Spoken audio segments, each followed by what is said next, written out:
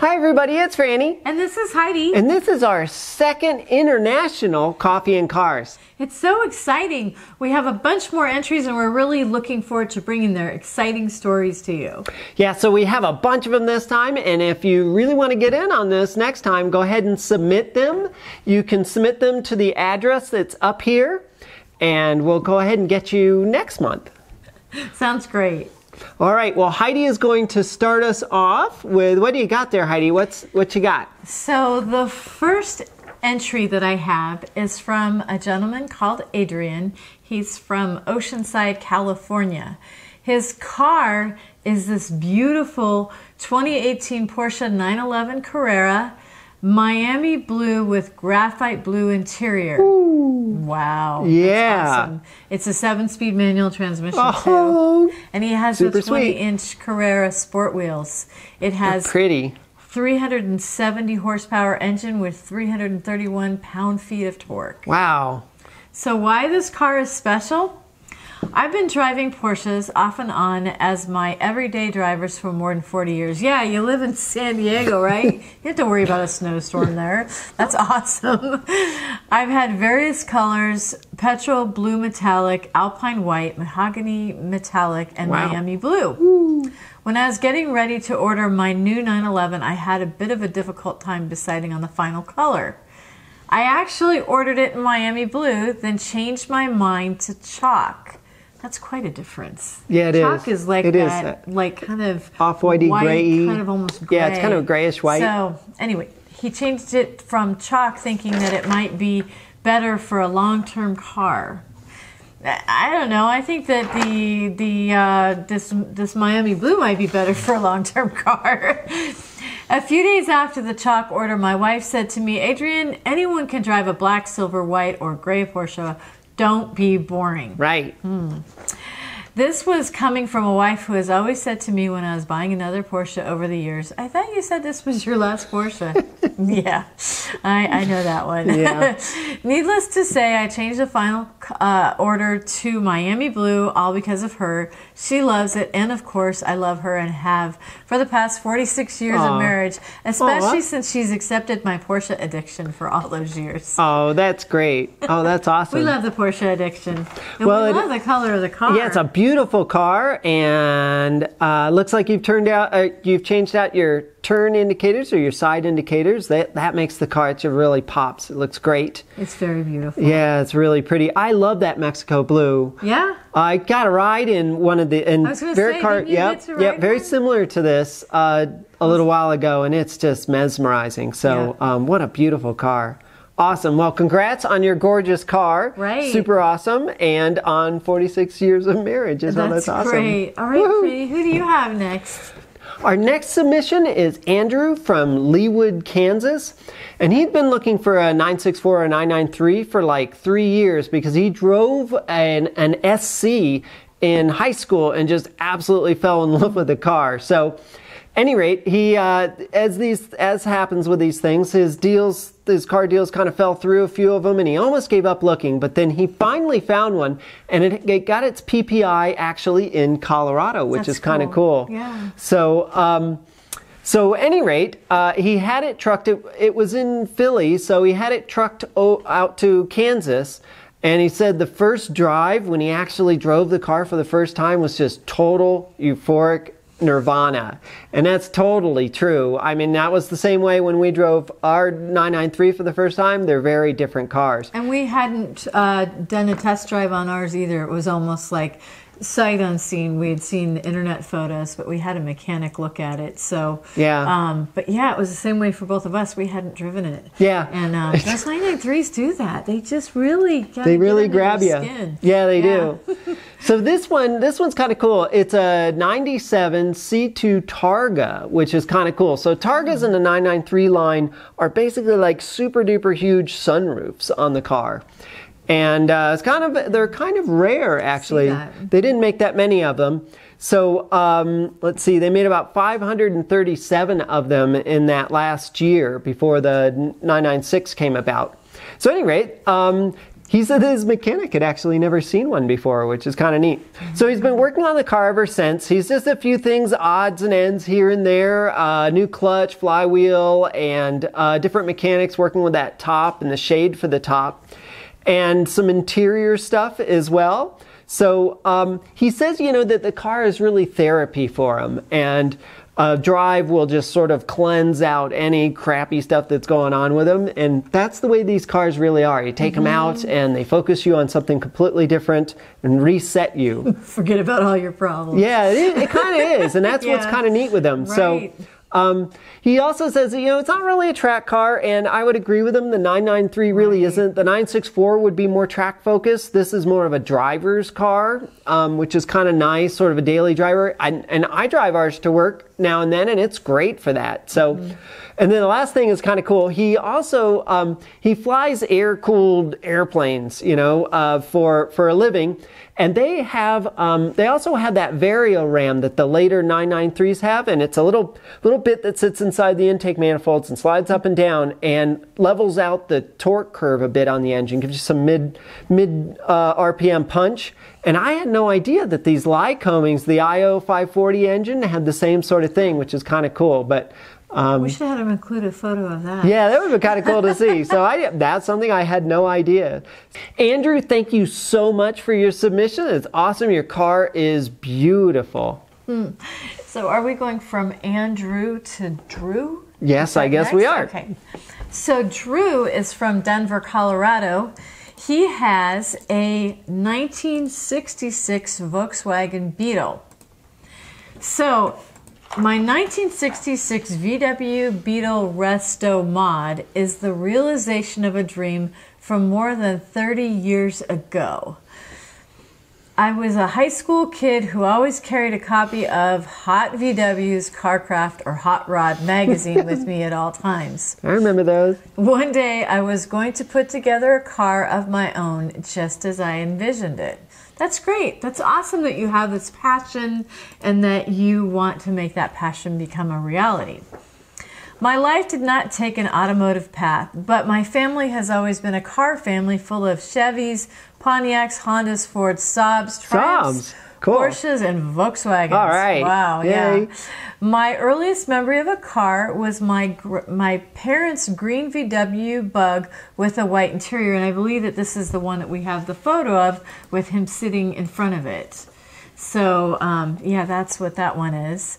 Complete with a perforated headliner. Is that how you say it? Or is that perforated? Perforated. Perforated.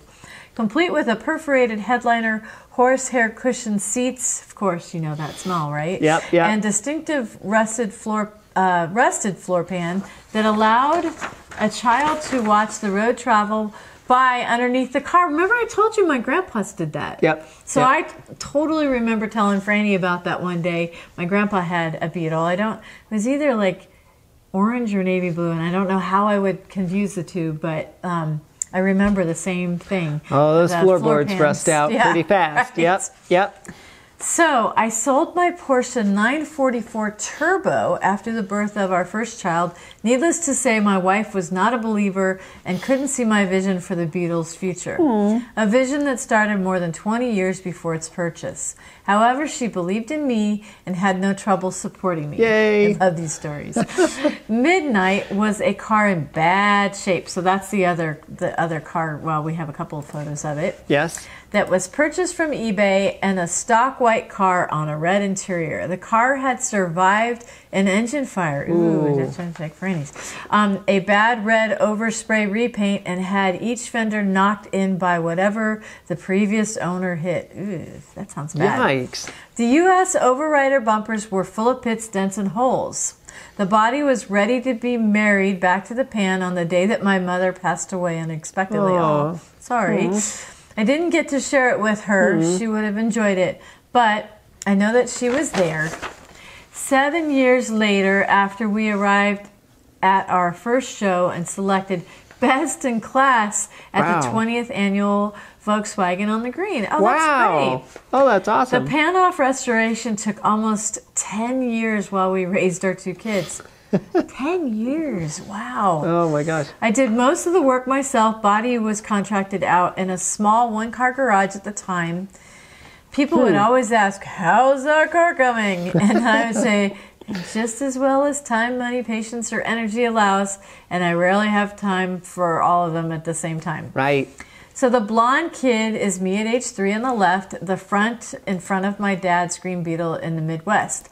My oldest son is Evan at age 3 on the right, in front of the blue Beetle back from the paint.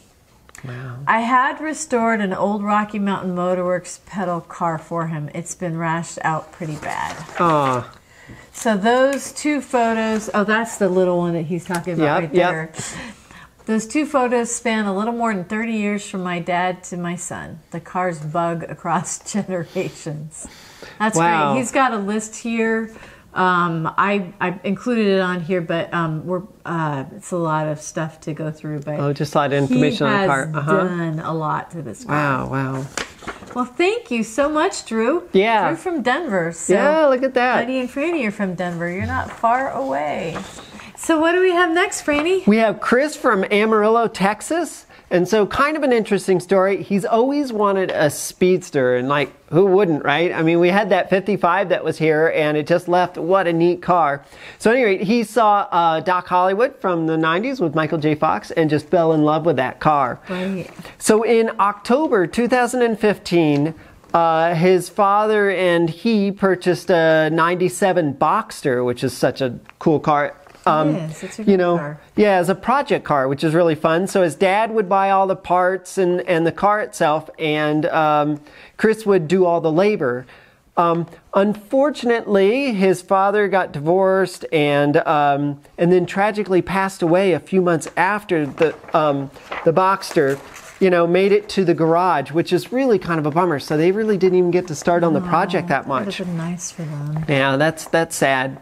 The car sat on jacks for a whole year until he had time to actually start working on the car. But then he did, and he got into it, and he installed a new convertible top. He replaced the clutch. I know, IMS bearings, shift linkage, tires, brakes, radio battery, fixed the coolant reservoir, leaks, lots of stuff to do on the car. It was a project car. So this was all done on jack stands in his garage, so that must have been insane. That's impressive. But by the time of May 2017, it was up and running.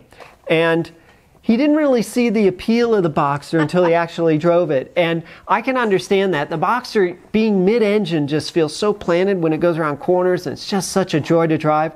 I would have to say that of all the convertibles I've ever driven, the Boxster is the best convertible, too. I had never driven one, and when we were thinking about buying one, I drove one all the way from Highlands Ranch back here, and Franny said she'd never seen such a big grin on my face before. It's really a fun car to drive. They're great. They are fun, and it was a spitting rain or spitting snow day even, and you had a great time with it. Yeah, it was so much fun. So, and then once he got the car done, it's kind of a strange story. He got a gentleman from Canada called the local PCA and was looking at a 997 that was at a local dealership there. So turns out that Chris got hornswoggled into going down there and taking a look at the car just to kind of give him an overview of the car, just kind of eyes on the ground kind of thing. That's always a really good thing to do. Right. And of course, parked right next to this 997 he was supposed to look at was a Speedster replica. Right. And he just stopped in his tracks and he's like, oh, that's the car I want. So it was impressed by the build quality and just sort of the overall quality and the correctness of the car and the gaps and all that. He really, really liked the car. So he just kind of on an impulse decided to trade in his Boxster and get this Speedster. So he said, looking back on it, he really does miss the Boxster and he could have probably kept both, which is kind of a bummer. But at any rate, so he's still done a bit of work on the Speedster as well. He's done, leaky brake, master cylinder, rear wheel cylinders, and floor plan under the driver's seat was cracked. Electrical gremlins, blah, blah, blah. So there's always a few things to do on those cars. But wow, and it's a very pretty Speedster too. It is really pretty. I mean, you really don't know that it's not the real thing until you tell somebody or if they're looking for the emergency brake or whatever. But well, and the experience is very, very similar. So that's the thing. I mean, it just feels like it, looks like it, sounds like it, drives like it. Yeah, and what's really important is that it's special to you and that you really enjoy it. And that's what it's all about. So, all right. So who do we have? What's next? Oh, okay. So John from Vermont. I asked John about this. He has a 2002 Porsche 996 Cabriolet. It's lapis blue, and this car is just gorgeous. It's one of my most favorite colors. Yeah, that's a Heidi color. In October of 2017, I flew to Asheville, North Carolina with the intention of buying an 82 Targa for sale there. After driving the car and thinking about it, I decided to pass on the SC. So for whatever reason, he didn't like the way it handled or whatever. Feeling a bit dejected, I was driving with friends, and one of them found a 911 online in the mountains of North Carolina, not too far from where we were staying. We decided to check it out. Yep. The car was this 2002 Lapis Blue 996 Cabriolet with 66,000 miles on it. The price was right. I love the car, bought it, and drove it 1,000 miles home, a little worried about the IMS bearing failing. Actually, 66,000 is probably fine, right? Well, that's a good thing. know, it's the low mileage, low use cars that have that are kind of more susceptible to that problem. I was thinking it was more like around 80,000. So we did have a friend that had his IMS go and he had to redo the engine, but just something to be aware of, obviously.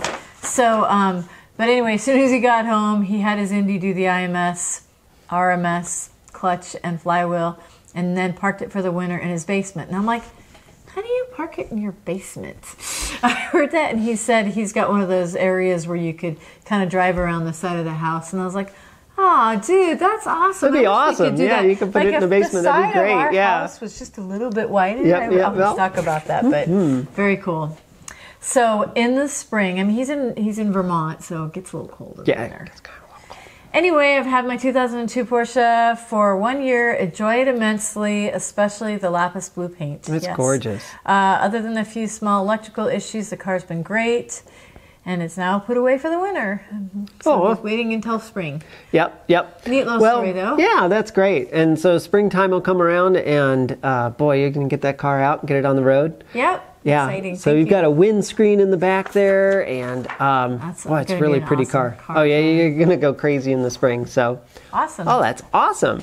So what do we have next, Franny? Well, we have Gary and Ellen from Stoneham, Massachusetts, and their car is a 2003 Porsche Boxster. Midnight blue metallic, with Savannah beige interior. So that's really kind of a pretty color and color scheme there. And so they've had the car for about 3 years, and it was their first Porsche car that they've owned, and they just love it. They put 5 kids through college. Oh my God. Wow. And they decided to reward themselves. So I guess Ellen's cousin owned a 914 since the 70s, and they always thought they might buy it. Cool. But one day he called up and said that he had sold it. So you didn't ask them first? I know. Oh no. So that's a bummer. So then, but would you like to come up and drive the new 987 Cayman? Oh boy, would I? He said, yes, I would. So one drive convinced him that he needed a modern mid-engine Porsche. And there is a big difference. I mean, 914 is really cool, and they're mid-engined as well. But they're great, right? Yeah. You know, but it's not going to feel anything like a Boxster. Boxster's going to feel so much more solid and planted and all that. So anyway, he was a little bit worried about the IMS bearing. So that's a thing on these 986, 996, the older engines. But it's if you're going to buy one used and it's maybe 60,000 miles or something like that, you're probably looking at a clutch anyways. So just work that into the price and take it to your Indy or whoever you want and get the clutch replaced and get the IMS and then the rear main seal, the RMS done as well. Right. So he said that, he found a car in Florida that had been restored and had a replacement engine with the IMS fix already done. So that's another way. So sometimes these cars have had bad engines and the engine blew up, so they just put another engine in it, and they'll go ahead and do that IMS at that time. Right. So they flew down from Boston and drove the car home. The 986 has to be the best bang for the buck, he says.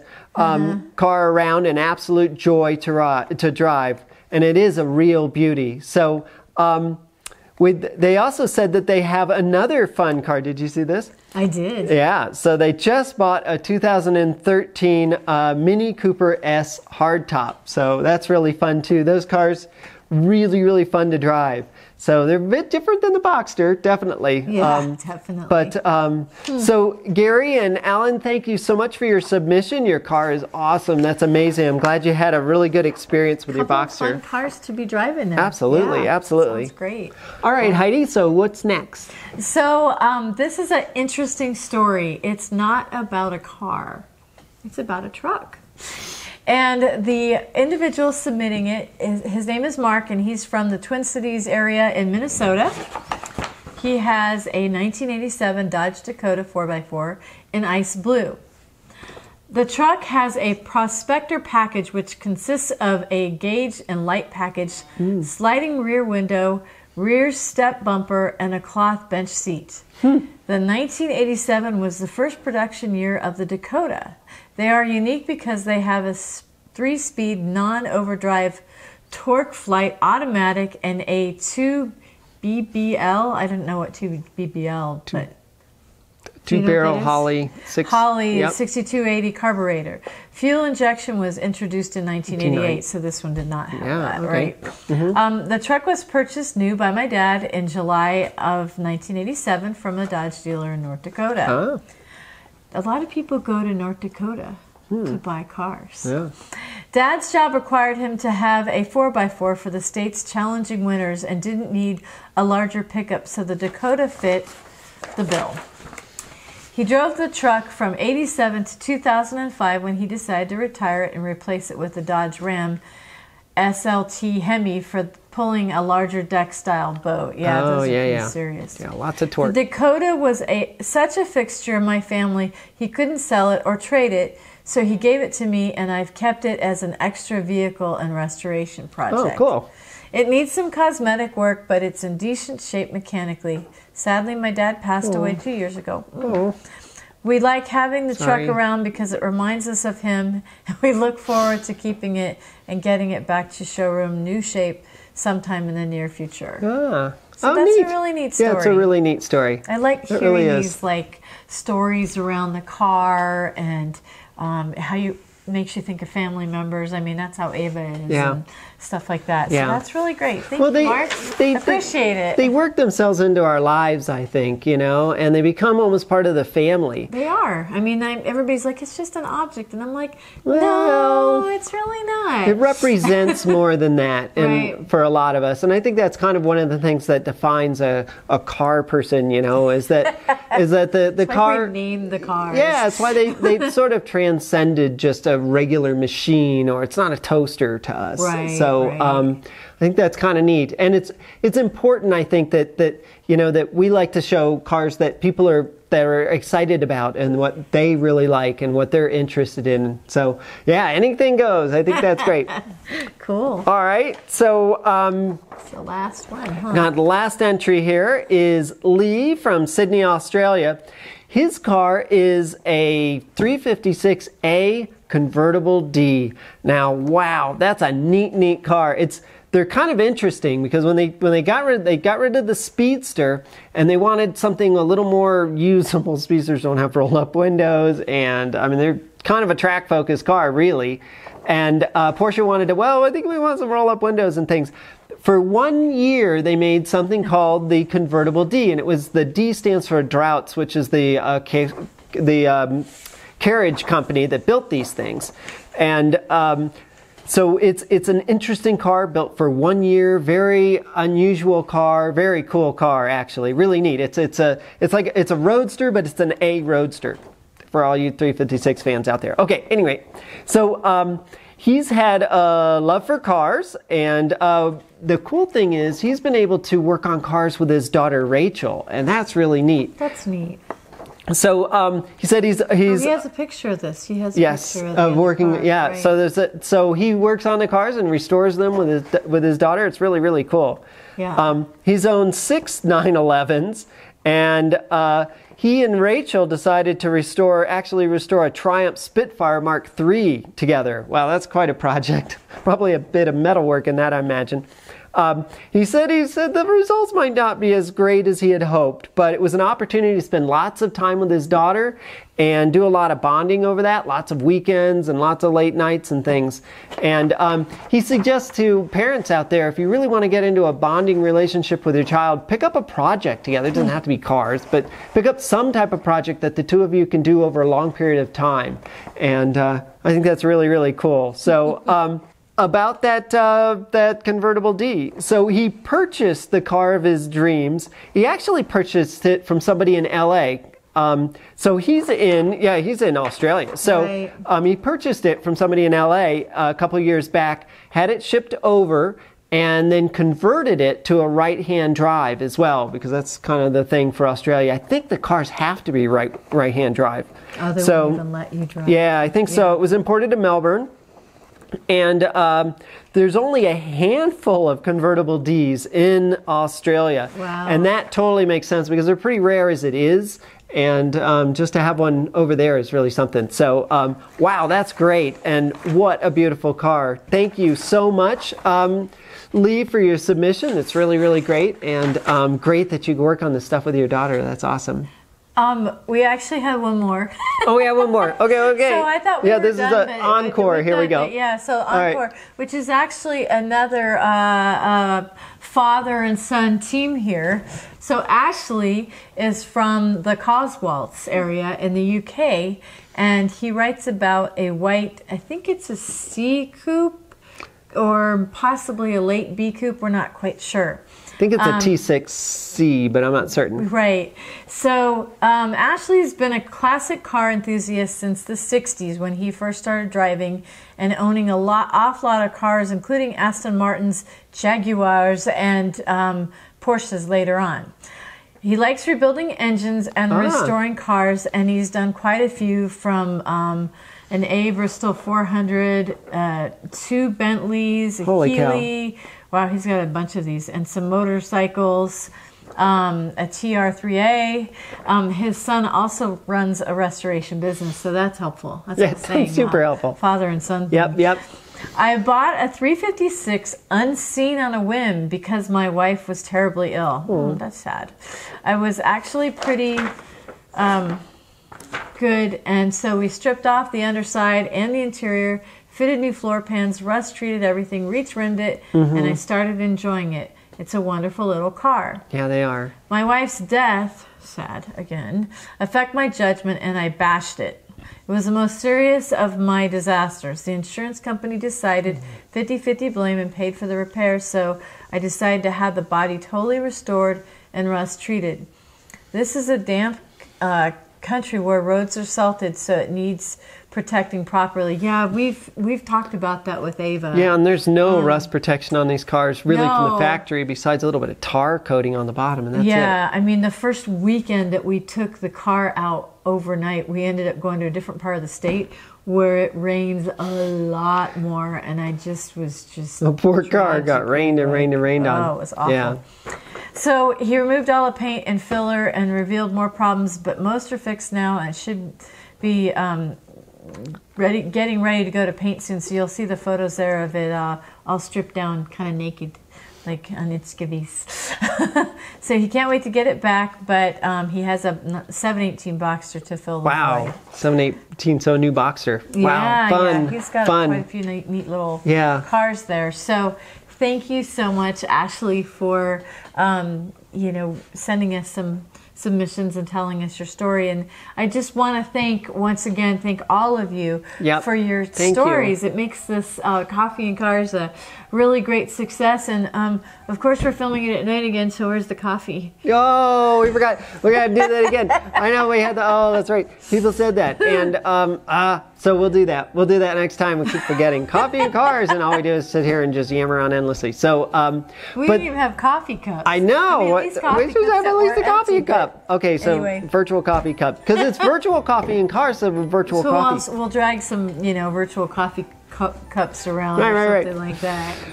Well, thanks everyone. As Heidi said, thank you so much for all your submissions. And for everyone out there who would like to get in on this, go ahead and send them in. We'll put the address up here again. Yep, info at HeidiandFranny'sGarage.com. Yep, so send us some pictures of your car and then a little write-up of a story similar to what we've been talking about here. And the story is really what we're looking for. So yeah, why it's special to you. Why it's special to you, exactly. Right. So. All right, well, this has gone on a bit, but I hope you enjoyed it. If you did, please give the video a thumbs up. If you got any questions or things you want to talk about, go ahead and leave them down in the comments below, and that'd be great.